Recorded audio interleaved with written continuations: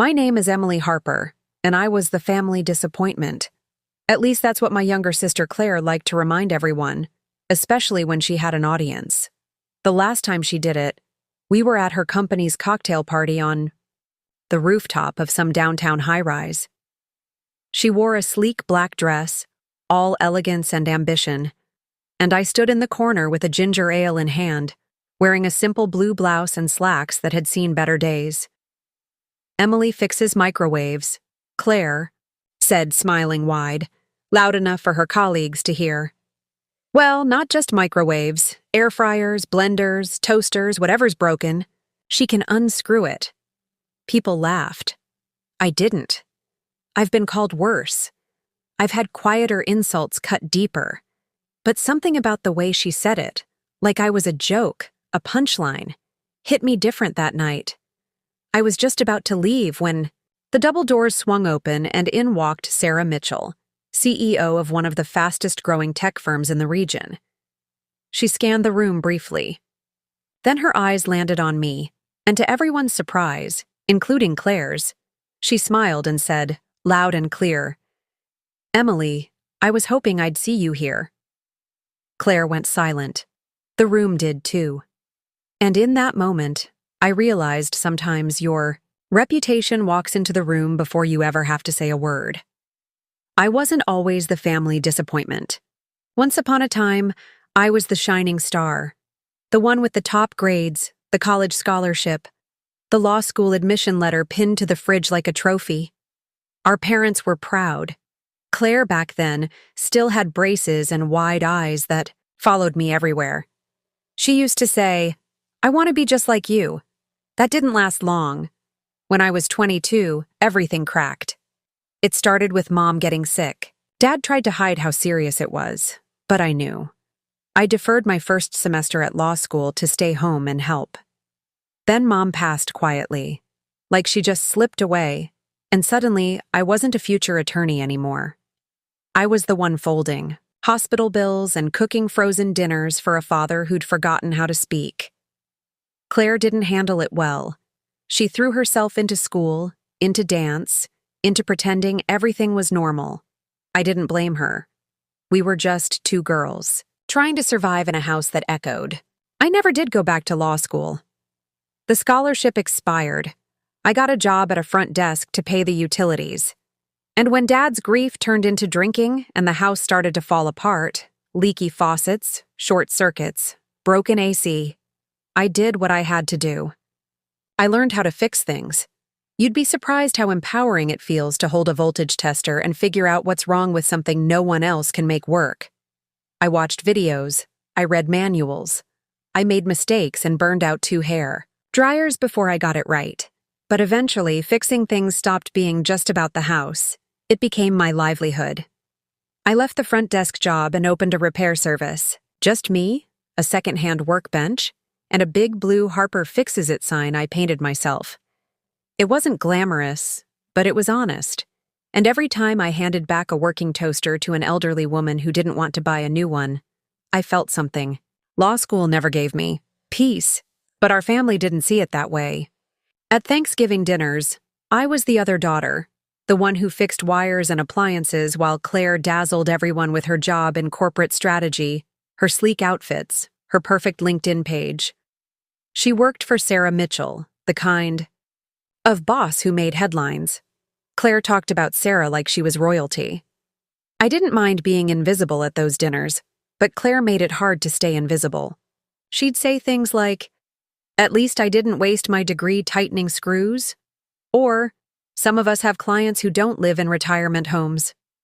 She said them with a smile, the kind that dares you to react so she can call you sensitive. I didn't bite. What she didn't know, what none of them knew, was that over the years I'd quietly grown a client base. One of them, through a third-party logistics partner, had a name I recognized: MK Tech Systems. That's right, Sarah's company. They sent us busted devices from their warehouse team. No one from the top ever contacted me directly, but the pay was solid, the work steady. It helped me save up, helped me upgrade equipment, helped me hire a part-time assistant. I never bragged, never name-dropped. I just kept fixing what was broken. But the more I stood still, the faster Claire sprinted ahead, at least in appearances. She posted about conferences, promotions, her perfect boss babe life. And the more she climbed, the smaller she seemed to think I'd become. And I let her think that because I learned a long time ago when someone wants to look down on you, correcting them isn't your job. Time has a way of straightening out perspective better than any argument ever will. I just didn't realize how quickly that lesson would come knocking. The thing about quiet success is that no one really notices it. Not at first. My shop wasn't flashy. It was tucked between a laundromat and a tailor in a faded brick building, on the east side of town. The sign out front was hand-painted and a little chipped from the weather. Inside, the floor squeaked, and the coffee was always lukewarm, but it was mine. I built it up piece by piece, literally. I refurbished shelves, installed my own lighting, even wired in extra outlets when I started handling more industrial repairs.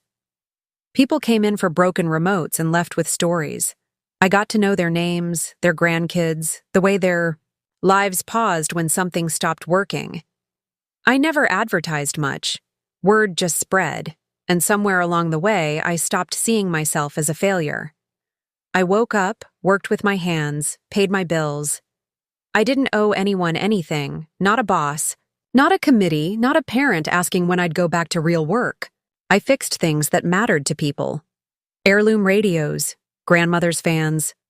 One client brought in a coffee machine her husband had used every morning before he passed. She cried when I gave it back running like new. Not because of the machine, but because it brought something back she thought was gone. That meant something to me. And on the back end, through a logistics partner, we began getting bigger contracts. Bulk batches of malfunctioning units, mostly from distribution centers. We never got names, just codes, invoices, serial numbers. Then one day, while filing away a service order, I noticed something stamped on a delivery slip. MK Tech Systems. I stared at it for a long time. Sarah Mitchell's company. I hadn't realized that our little operation had ended up supporting her supply chain. It wasn't direct. We were likely the subcontractor of a subcontractor, but the devices kept coming. We fixed them on time, with precision, and they kept paying. I never told Claire, not because I was hiding it, but because it didn't matter to her. Nothing I did ever mattered to her unless she could belittle it. Meanwhile, Claire was rising, fast. Promotions, panels, podcasts. She became one of those people who gave career advice on LinkedIn like she'd invented ambition. I saw her in an online article once, smiling in front of a skyline, titled Women to Watch in Tech. I watched her, all right. I watched her forget where we came from. Sometimes I wondered if she remembered that I was the one who taught her how to set up her first laptop, that I stayed up late reading financial aid forms so she could apply to college, that I took a job I didn't want so she wouldn't have to drop out when Dad lost his insurance. But that's the thing about memory. People only keep the parts that make them feel proud or powerful. And the older I got, the more I stopped needing anyone's version of the truth but my own.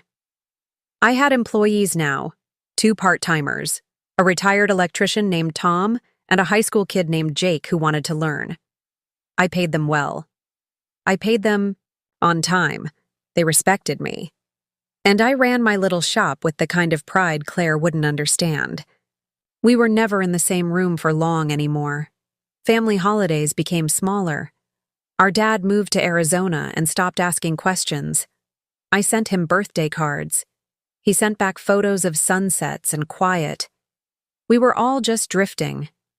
So when Claire called one afternoon and said, "You should come to our company's cocktail mixer. It'll be fun," I was surprised.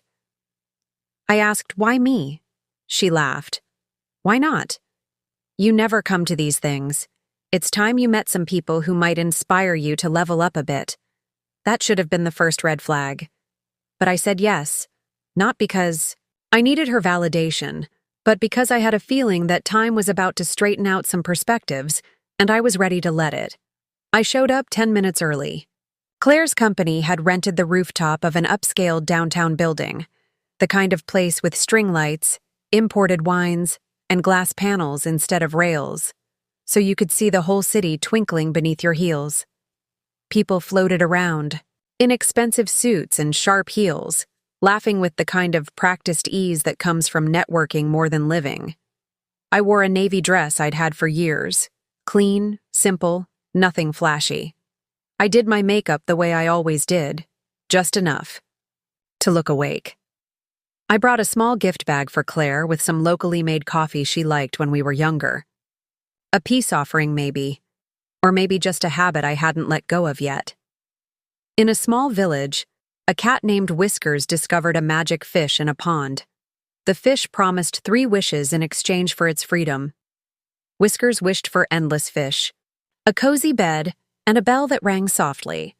The fish granted all 3 wishes and swam away, leaving Whiskers content and purring in the sun.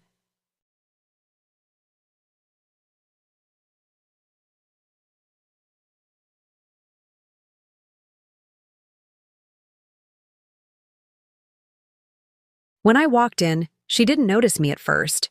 She was surrounded, her voice the loudest in the group, hands animated, posture perfect. I stood off to the side, sipping club soda, watching her perform. Eventually, she spotted me. "Emily," she said, drawing attention. "You came." Heads turned, and that's when I felt it. That pause, that moment when a room evaluates someone and files them under not important. Claire gestured toward me. "Everyone, this is my sister. She's in hardware repair." The way she said it was soft, but deliberate, like she was tossing me a label and daring me to correct it. I smiled. "I run a repair and refurbishment shop, yes." One of her co-workers blinked.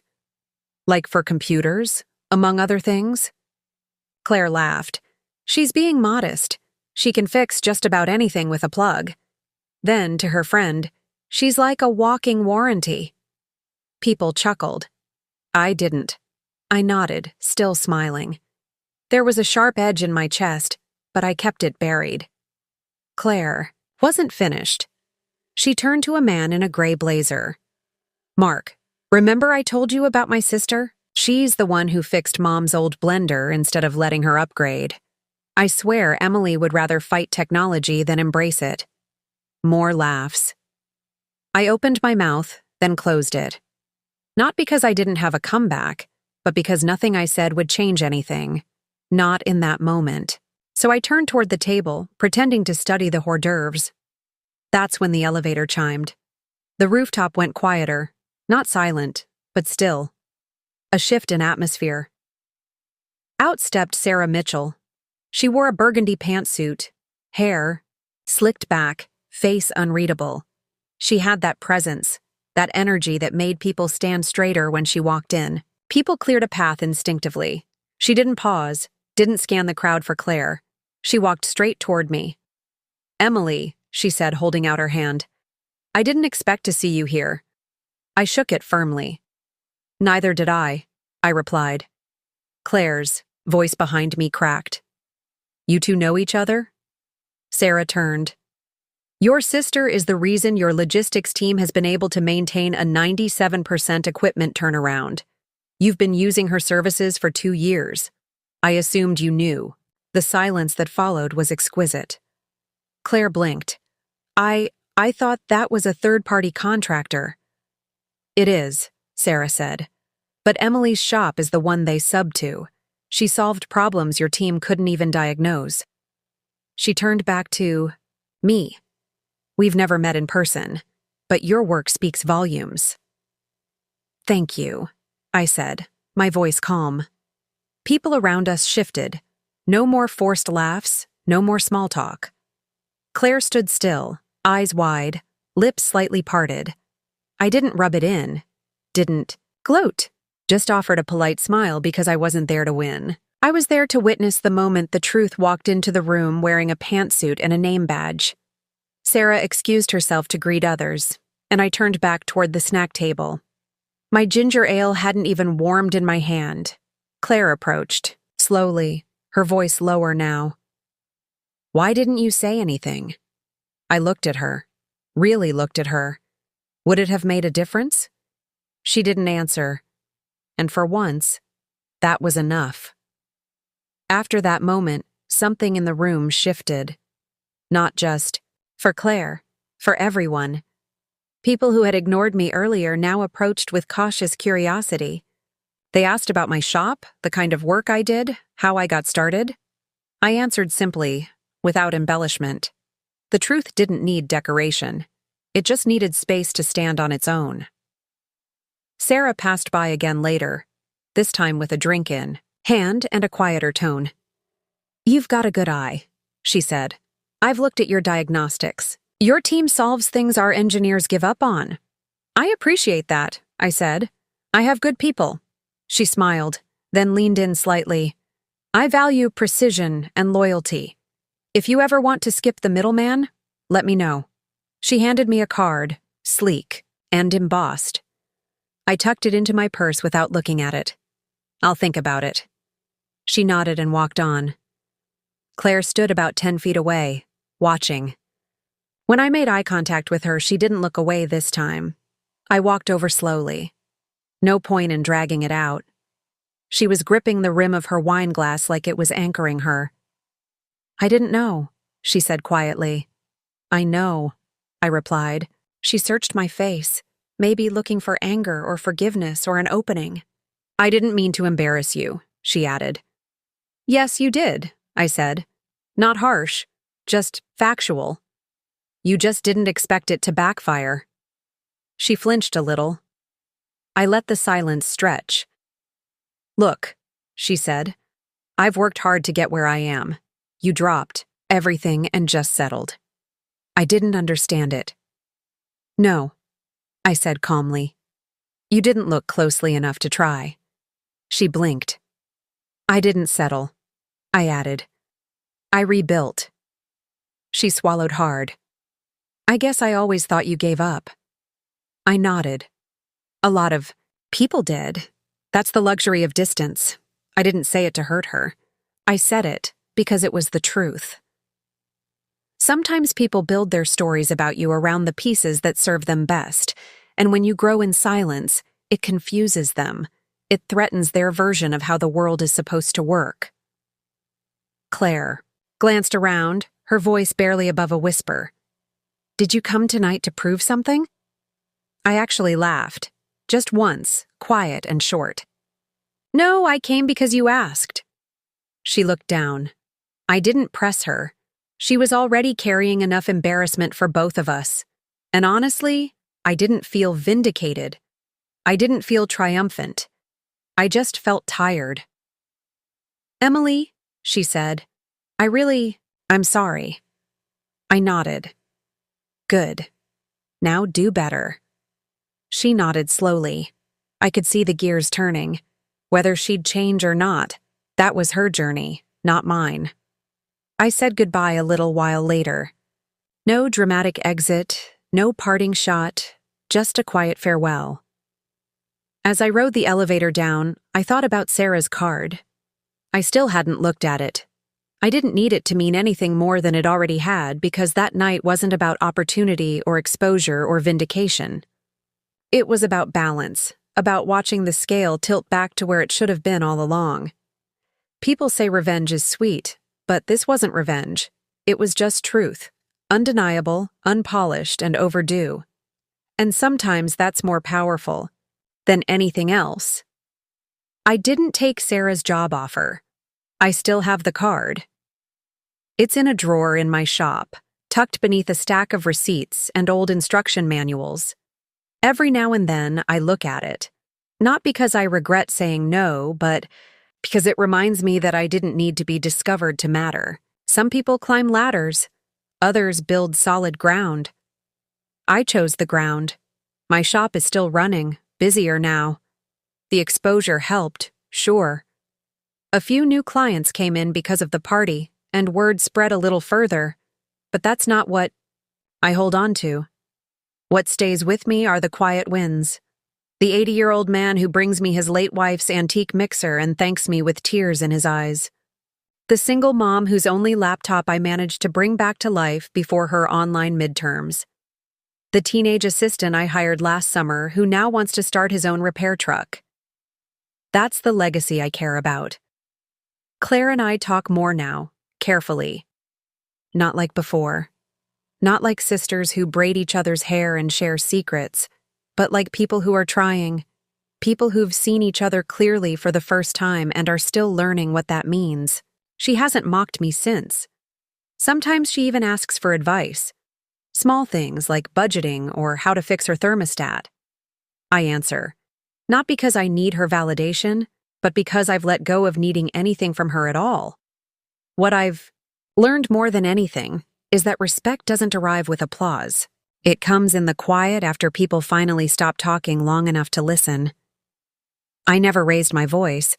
I never corrected the room. I never shouted, "Look at me." But when the moment came and truth walked through the door, I didn't flinch. And neither did my worth because it was never missing, just underestimated. So if anyone ever asks what I do, I tell them the truth. I fix what's broken. And I don't just mean appliances.